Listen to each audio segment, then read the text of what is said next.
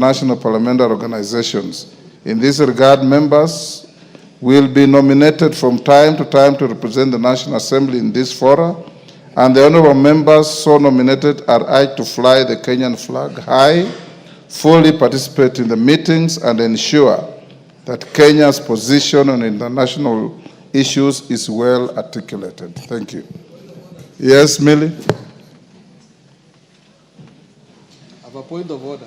I've given to Millie first, Honorable Sunguli, then I'll come to you. Thank you, Mr. Speaker. Mr. Speaker, I want to thank you for that statement that you've given in relation to the IPU. Mr. Speaker, I just want to correct a little that I was actually, until early this year, the president of the Committee on the Human Rights of Parliamentarians. When I joined 2 years ago, I was immediately elected as the vice president of the committee, where I served for 1 year, and then I was elected as the president, where I served for 1 year. But because in that committee, because of the nature of the work of the committee, you are only allowed to serve 1 year. And so I did serve 1 year, and my term ended this year. And so we have a new president from Europe. Mr. Speaker, the IPU, which is actually a parliament or parliament, I have served in the Pan-African Parliament before. And Mr. Speaker, the Pan-African Parliament is a parliament that deals with issues surrounding in relation to Africa. IPU deals with issues which are global and has all the nations that you've talked about. Mr. Speaker, the only thing that I would want to say, maybe I just want to request that I say two things. One, because the committee I sit on, I was elected in my individual capacity and not nominated by the Parliament of Kenya. This is the first time I'm actually serving in this parliament in IPU. And one of the things that I've observed, Mr. Speaker, that the other countries have been able to rise to the top because of consistency. I want to request that if we can have dedicated members the way we have in Pan-African Parliament, so that we can have members that are recognized even if they come another time for co-positions. In the last year, we supported the Speaker of Tanzania, who became the president, and now we have the president as the Speaker of Tanzania. But in Kenya, because we have members coming in and out, it becomes difficult. I'm not pushing this for myself, because I actually came under a different setup. But if we can encourage, I'm encouraging that the members who are there, if we can have them continuously recommended to attend, Mr. Speaker, it would actually help Kenya. And finally, Mr. Speaker, this I want to indicate for our members, because a lot of members are not aware of the Committee on Human Rights of Parliamentarians. The Committee on Human Rights of Parliamentarians is a committee that protects the rights of parliamentarians globally. Mr. Speaker, we deal with members of parliament who have been murdered. We deal with members of parliament who have gone through sexual violence. We deal with members of parliament who have gone through forced disappearance, and they are actual living members of parliament. And Mr. Speaker, I would just want to encourage our members, because most members don't know about this system, that you can actually utilize this. Mr. Speaker, we were very happy that this time round, one of the members of parliament that we really defended has become the Prime Minister of Senegal, Honorable Ousmane Sonko. And when we see things like that, it actually makes us very happy, because we defended him, we protected him, and we were a voice for him when he was being harassed. And Mr. Speaker, with those few remarks, I would want to encourage that in Kenya, we continue being open and democratic society, so that we don't find ourselves in a situation that I see other countries in the IPU. Thank you, Mr. Speaker. Sunguli, 1 minute. A very brief, Mr. Speaker. Mr. Speaker, I was standing on a point of order because when you read the statement, you indicated that you wanted to acknowledge members of parliament of this house. I don't know whether your intention was to acknowledge those who are currently sitting or people who have actually served in the IPU. Because, Mr. Speaker, you know very well that the history is long. The most memorable one being the late Dr. Bonaya Godana, from whom I took over, and I represented Kenya in Windhoek, Namibia, in a very, very comprehensive meeting. So I don't know whether this is Honorable Sunguli. Yeah. I represented Kenya in Santiago, Chile. You are, in the year 2002. I didn't even mention myself. So that's what I want to say, because this is a house I mentioned the contemporary ones. Yeah. So but you are in the history books. Because this is a book of this is a house of records. Yes. Please, Mr. Speaker, I want to implore on you to get a more researched statement, so that it covers the real history of this nation, and you acknowledge us because we are contemporary. Yes. Carry 1 minute. We have to go on with other business. Honorable Speaker, I must thank you. And I thank you because the team that you have sent to the IPU does not leave the country unprepared. Mr. Speaker, when we are out there, we do not speak our mind. We have to speak the Kenya position.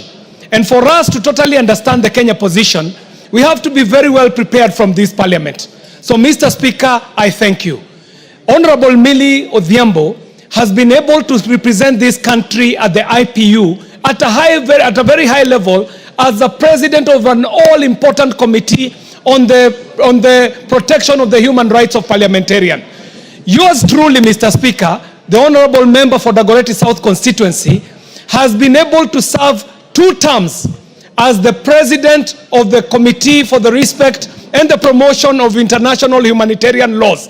Mr. Speaker, in this delegation that has just come from Tashkent, Uzbekistan, we had 2 new members, the Honorable Lotte and the Honorable Makali, who very ably represented our country, Kenya. Mr. Speaker, I would like to support what the Honorable Millie Adhiambo has said, that this parliament might want to seriously consider having a permanent delegation going to the IPU for institutional memory, so that this glowing representation by Kenya is supported. Finally, Mr. Speaker, Honorable Sunkuli has been to the IPU, so has the Honorable Speaker himself. I want to say that I have had a good opportunity to represent Kenya in not less than 6 IPU meetings in the Parliament of Parliaments, where resolutions and conventions are even escalated to the UN and become laws that superintend over the entire world, Mr. Speaker. This opportunity given to other members, Mr. Speaker, will serve this country well as a representation. Finally, Mr. Speaker, the delegation is normally Senate-led, and Senate in Kenya has been having a consistent delegation. Can we also, as the National Assembly, have a constant delegation going to the IPU? Mr. Speaker, I truly thank you for the opportunity. Makali. John Makali.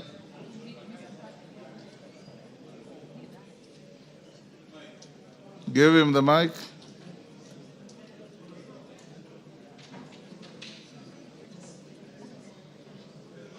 Are you malfunctioning?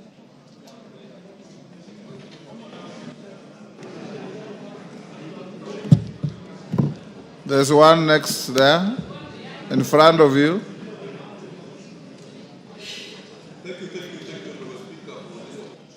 Is it working? Thank you, Honorable Speaker, for giving me this particular opportunity to also make my remarks as the newest member of the IPU. First, let me thank you, Honorable Speaker, for the opportunity to make me part and parcel of the delegation that went to Tashkent. I must admit, Honorable Speaker, that it was the first opportunity for me to attend the IPU, and I must thank the leadership of the House for giving a first-term member that particular opportunity to go and represent this nation. Mr. Speaker, it was not very easy to get that particular position. It took the leadership of Honorable Millie Adhiambo, it took the leadership and the linkages of Honorable Kiaria Waweru, and the negotiating skills of the Honorable Member from Kitutu Masaba, Honorable Cliff Gisaro, for us to be able to get that particular position. Kenya is still rated very, very highly internationally, Honorable Speaker, and several other issues were discussed, and we will, as indicated, keep the flag of Kenya flying very, very high. What I will urge, Honorable Speaker, is that we keeping opportunities to mostly first-time members of Parliament, because they can actually be able to deliver and also learn a few things that can be able to assist this House and the people of Kenya. Several issues came up, Honorable Speaker, on the issues of social development and justice. We needed to push the youth agenda. We need to push gender empowerment, so that as we discuss the two-third gender rule, Honorable Speaker, we must be at the forefront as a nation. I want to say, Honorable Speaker, that as the representative of Kenya in the IPU, we will keep the Kenyan flag flying very high so that we keep our name high. Thank you, Honorable Speaker, and thank you for giving me that particular opportunity. Thank you so much. Thank you, Makali. Honorable members, we'll leave it there. Many members have served in IPU. Farah used to lead delegations. Sunguli was there. I was there. Many members have been there. But for the current team led by Millie Adhiambo, we say Kongole for giving our House good representation. Honorable members, allow me to acknowledge in the Speaker's Gallery Greenvale School from Keses was in Gishu. And in the public gallery, we have Pwani University from Kilifi, North Kilifi, and Bomet University from Chepalungu in Bomet. On my behalf and on behalf of the House, we welcome the students and those accompanying them to the House of Parliament. Keses, I was not encouraging anybody, but I give you 1 minute. Thank you so much, Mr. Speaker. Please, and I appreciate that you can allow me